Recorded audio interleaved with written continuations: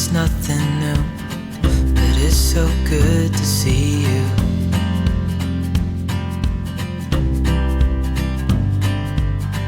We do this every day, and I'm still so amazed by you. So hold me tight through the night. I wanted to talk about different options for keeping chickens on urban homestead or within a permaculture design system. So what I have been using up until recently is called a confined or a static coop and confined chicken run system. So let's go take a look at that. So this is a static coop chicken system. So we got their coop here, and I currently have 8 hens. So there's their coop there, plenty of roosting space for them, and well insulated for the winter, and a number of nest boxes for them to nest in. So this is just a static coop system. It just stays here. It's not mobile. It doesn't move anywhere. They just live in there permanently. And then here's the attached chicken run. I have some bamboo that I need to dig up right here, but this is where they will spend their day. A little shelter for their feed so it doesn't get wet. Some protection from some underbrush there, but it's quite secure from predators, and I lock them in every night.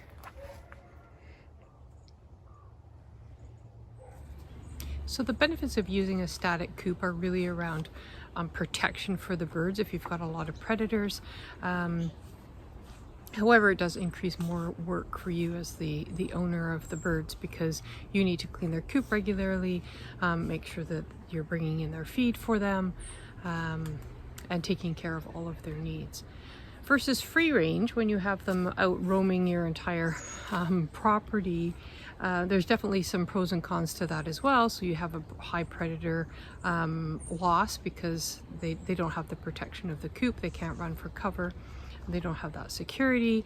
They can get into your garden beds, especially if you have a small size lot. That can be a real challenge, and it definitely has been a challenge for me. I can't just let them roam the entire yard, or they'll get into the vegetable gardens and eat my veggies and dig things, scratch things up. So that's definitely a downside for free ranging here. So what I've adopted is a confined range approach. So I use a Premier One poultry net. It is an electric net, but I don't electrify it. I don't need to do that. So I can move that net around in various parts of my yard and give them a confined space in order to range. So the benefit of doing that is they don't destroy my gardens unless I want them to, so they can dig things up and till things in areas that I want them to do that in. They get the benefit of foraging for their own food, so eating fresh greens and bugs and things out of the soil, so they're reducing the pest pressure in the yard, and providing fertilizer to the ground in the areas that I want them to be as well. And I have less coop cleaning out to do because they're spending at least half of their day out in the yard. I balance this. I don't have a mobile coop. I just put them into a confined area. So I leave them in their confined coop during the day in the run. So they lay their eggs in the morning. So I know around 11:30 every day, I can come out, let them into the fenced off area that I've chosen for that day, and they will have already laid their eggs. So I just come collect the eggs and then move them into the area that I need to have them do some work. And it's super easy to get them to come to you. I just have a container of mealworms and chicken scratch, And I've gotten them used to that means a treat when I give it a shake, so they'll come running and follow me quite easily from one place in the yard to the other. Occasionally you get a distracted one, but that's okay. They're pretty easy to get back together as a group. Setting up the fence is extremely easy. There's these little prongs. You just step upon it and it digs right into the ground. Really easy to work. I also opted for the green and black fence material as it just blends into the background easier than the bright white fencing. Other than that, it's the same. And I haven't needed to electrify it.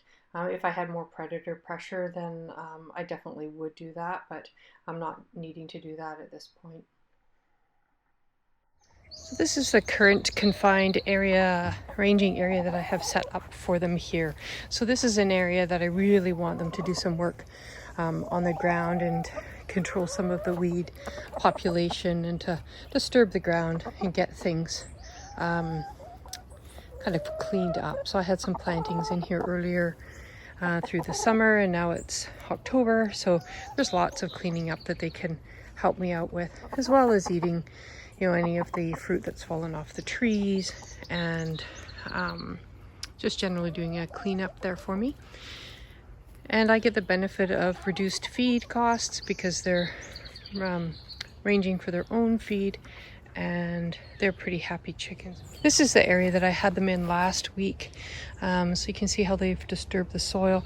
This is under a really, really large plum tree, so there's lots of fruit that I wasn't able to reach and harvest that have fallen. So they've done a wonderful job at cleaning it up and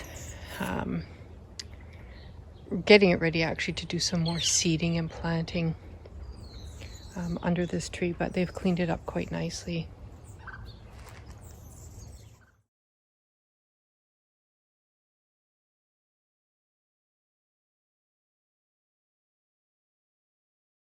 You want to save some money and have your chickens do more for you than just lay eggs. You want them to fertilize the ground, dig it up and get it ready for spring planting, or clean it up in the fall after your plants have been removed. Give confined ranging a try.